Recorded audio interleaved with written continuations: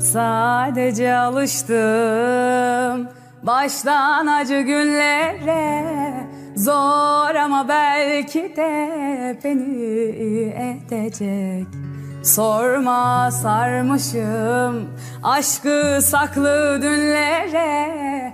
Beklediğim günlere elbet değecek. Her şey yolunda gibi gözüküyor oradan. Bıraktım zamana, geride kalana, dayana dayana. Bittim çoktan.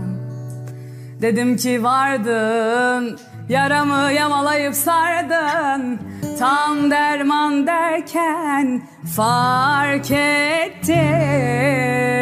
Yolu uzun bu aşkın, benim gözüm ama yaşlı.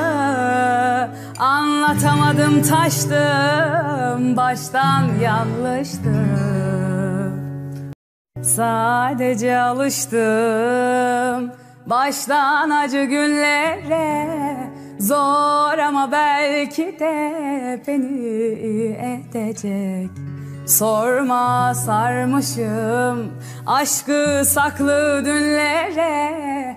Beklediğim günlere elbet değecek. Her şey yolunda gibi gözüküyor oradan. Bıraktım zamana, geride kalana, dayana dayana. Bittim çoktan.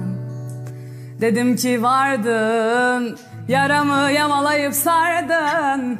Tam derman derken fark ettim. Yolu uzun bu aşkın, benim gözüm ama yaşlı. Anlatamadım, taştım, baştan yanlıştım.